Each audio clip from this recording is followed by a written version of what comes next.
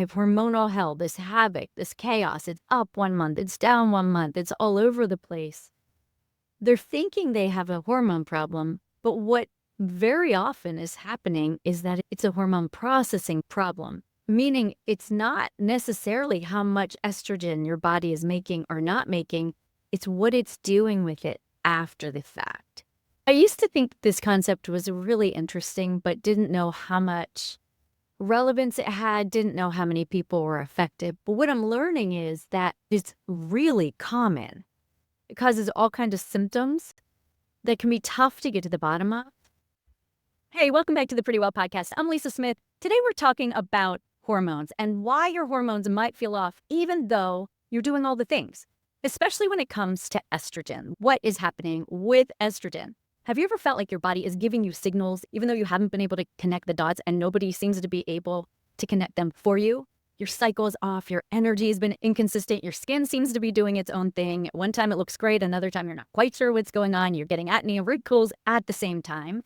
And all the while you're trying to support your hormones, but something just isn't clicking. And you begin to wonder, am I missing something? And in a lot of cases, the answer is yes. But it's not complicated. It's not nearly as hard as it seems because all the symptoms seem to be all over the place and it seems confusing. But sometimes it can boil down to some pretty simple solutions. A lot of times what's happening is that it's the connection between our hormones and our gut.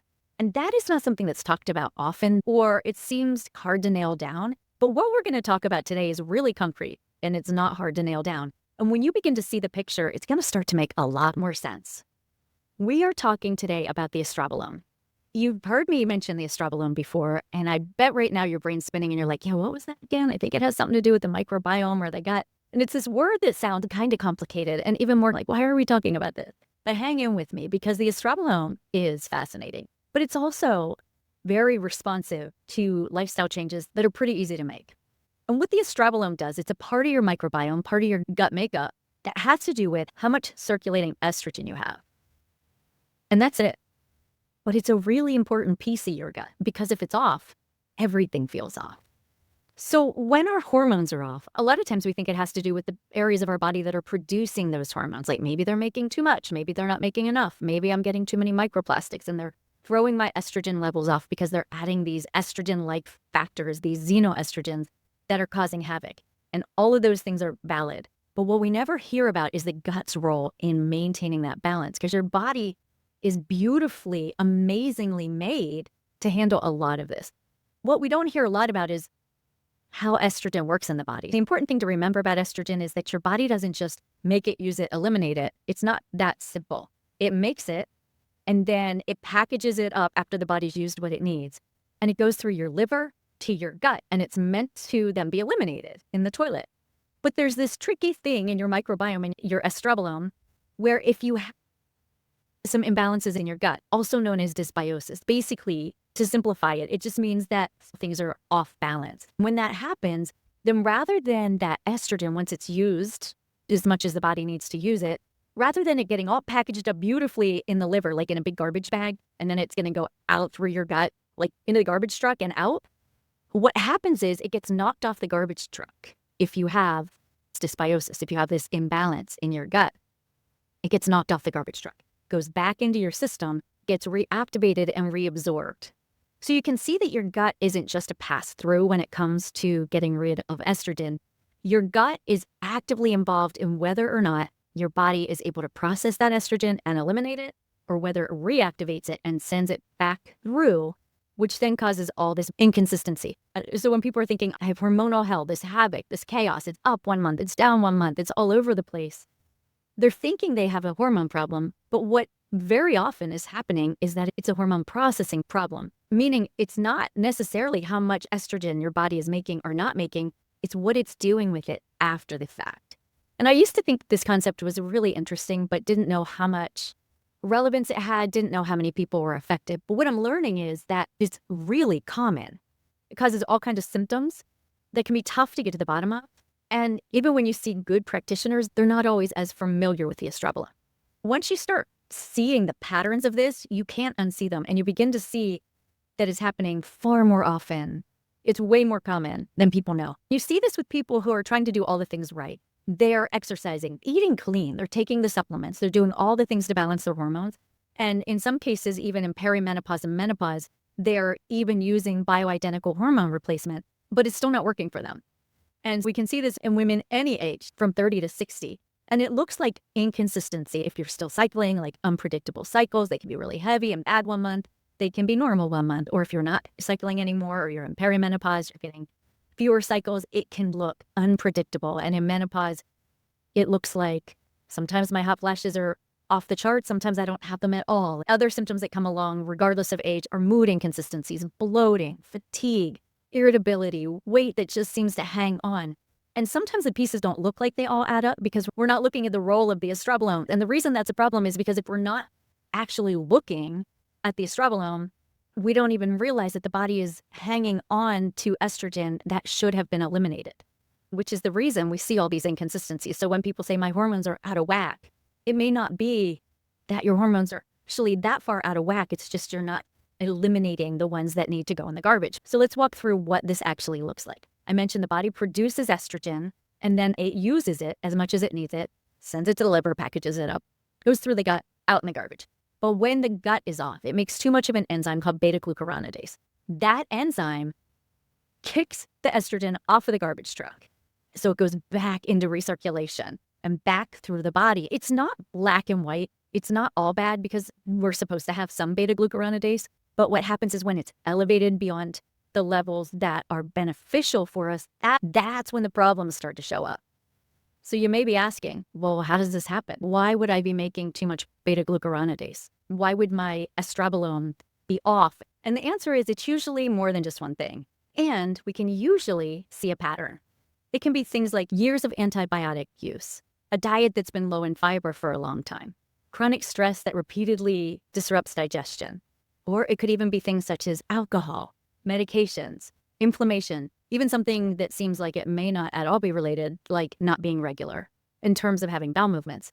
Because in that case, things are sitting in your system longer and getting reabsorbed back in, and estrogen can be one of those. Oftentimes we look at a higher level of addressing things like hormonal imbalance. We look at all these other options like supplements, wild yam cream, progesterone cream, and none of those are wrong. They can all be right. But if we're not looking at the foundational piece, the gut health first, that can potentially be a root cause that we're missing, that you can be chasing all the other things and never quite landing where you want to land.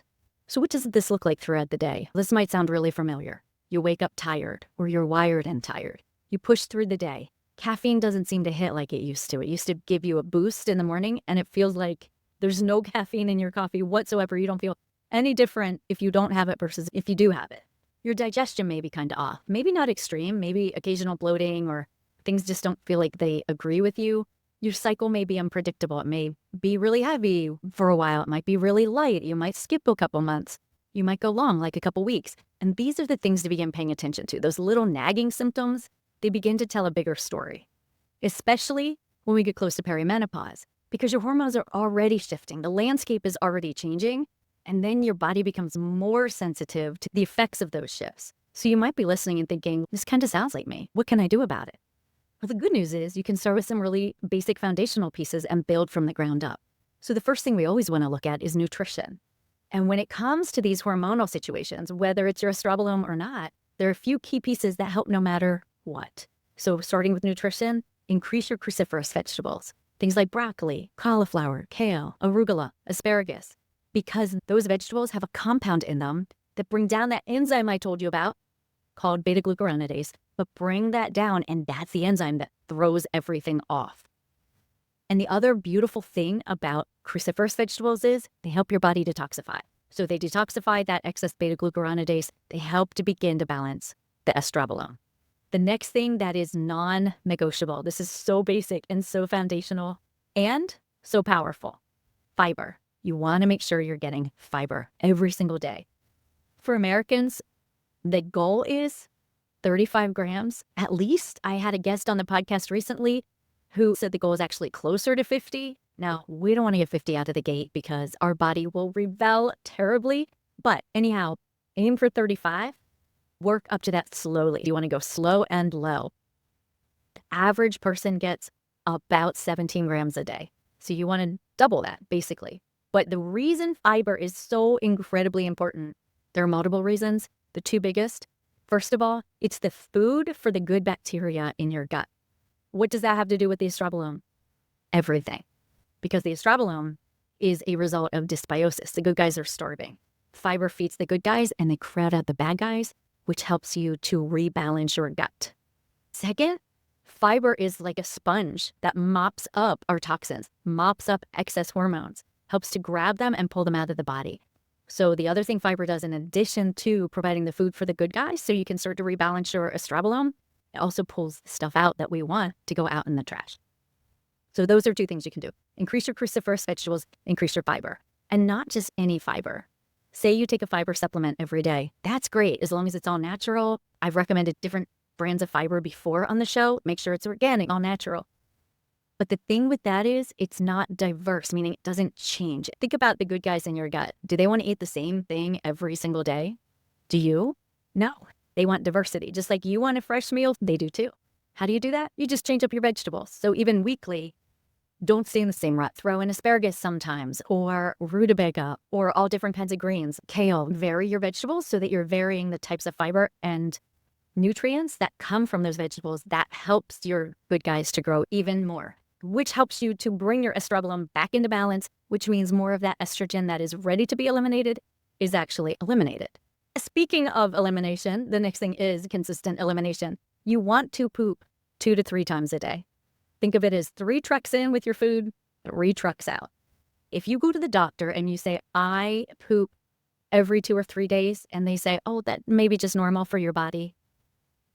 Not unless you only eat every 2 or 3 days. And I sure hope not. That wouldn't be good for your body. You want to go at the very least once a day, preferably 2 or 3 times. How do you do that? We talked about the importance of fiber. That is key. Hydration is also key. That also helps with detoxification, flushing everything out of your system.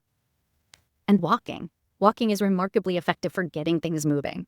And if the normal things that help aren't helping there, you might need extra measures. You might need extra magnesium, vitamin C. You might want to run some testing with a functional medicine practitioner to see if something else is going on. Elimination is that important. The next thing I want to talk to you about is detox. And I'm not talking about one of these detoxification programs that you get on these really powerful herbals and supplements, and they're just cleaning you out and you have to always be near a bathroom. Those are pretty drastic and severe. I'm talking about supporting your body's normal detoxification capability, and that involves a few key nutrients. First of all, it includes amino acids. Your body needs enough protein to break down into the amino acids that help you to detoxify properly. Because what your body does then is it repackages those building blocks from the protein, those amino acids, and it uses them to help your liver detoxify foods, medications, hormones, anything else it needs to get rid of.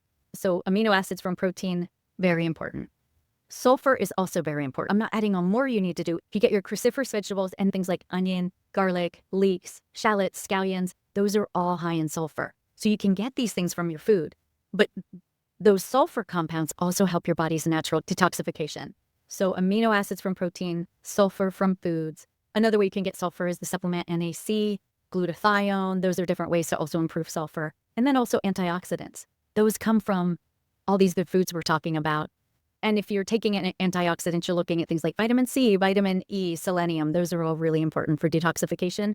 A lot of them you can get from your food. If you're eating a good whole food diet, tending more toward like a Mediterranean type diet, you're getting a lot of these antioxidants right in your food. So again, we're not talking about heavy detox protocols. We're talking about coming alongside, giving your body the raw material it needs to detox on its own, because it has an amazing ability to detoxify for you. The next thing we want to do is look at the microbiome specifically, and now we're talking probiotics. Not all probiotics are equal, and some of us need different probiotics for different reasons. But one type of probiotic that is effective for all of us are the probiotics that are anaerobic, things like Gramansia immunocephala, Roseburia, and a couple others. Designs for Health has a couple of great products for helping to increase those anaerobic good bacteria in your gut. You'll see that linked below. And then if you want to do a deeper dive into what would actually be most beneficial for you personally, you want to really dial in the personalization, then I recommend working with a functional medicine practitioner who runs a GI map or another similar stool test, because that tells you so much about the good bacteria in your system, the bad bacteria, the good bacteria that is overgrown, so now it's kind of seen as bad bacteria, and even things like beta-glucuronidase, that measure that shows how well your estrobolome is working. Now, if you don't want to get to that step yet, that's totally fine. Do the foundational stuff that I've already talked about because it is so underestimated. The effects it has on your life if you do them consistently. It's remarkable the changes it will make over time. Now, what can you expect to see? It's not going to be overnight, so you will need to use a little bit of patience, but you'll begin to see over time some things starting to even out a little bit more, stabilize a little bit more, where you're starting to think, wow, I'm feeling a lot more like myself again. Depending on where you are with your hormones, that may or may not be enough, but it's always the first step. This is how we know whether or not, when we start to approach perimenopause and menopause, whether or not your body's even ready for bioidentical hormone replacement, whether it's the right decision for you or not. That comes after doing this foundational stuff, getting your microbiome balance, getting your estrabolone back on track, reducing the beta-glucuronidase, reducing the bad bacteria in your gut. This is all step one in hormone balancing. If you get this step done and realize your gut, your daily habits, your environment are all part of this hormonal equation, and you start to check them off the list, then you'll be ready to see, do I need to take the next step, or am I already feeling so much more regulated that I'm really good at this stage? And for now, I'm going to keep doing what I'm doing. And you may begin to see I'm no longer chasing the symptoms and I feel a lot more regulated. So after listening to this, ask yourself, is there something in my daily routine that might be contributing to these symptoms I'm having that cause me to feel like I'm not in balance, that there's just something, but I haven't been able to figure out what it is? Could it be something as simple as what's in your daily routine? I encourage you to ask yourself, how is my cruciferous vegetable intake? And how much fiber am I actually getting? How much am I walking regularly, like daily or several times a week? And begin to look at some of these basics before you even take the next step of, do I need hormone replacement yet? Do I not need it? Where am I? Once you begin to balance your gut, this will give you a much clearer picture of what you need to do going forward, if anything, because this is where it starts. You don't need to do everything right, but you need to do the right things consistently. And that's where things begin to change. Now, this was part one. Next week is part two, where I'll talk about if you've already started hormone replacement, why isn't it working? Because for some people, it works great and it's life-changing. For other people, they get on it and it makes their symptoms go crazy, like putting gasoline on a fire that's already burning really hot. And then some people, they feel like it's doing absolutely nothing. So next week, we're going to talk about that. Now that we've checked the basics off the list to make sure these are in good shape, next week we'll talk about why hormone replacement may not be working for you. Thank you for joining me today. I love chatting with you. I'll be back next week. Until then, stay pretty well. Bye.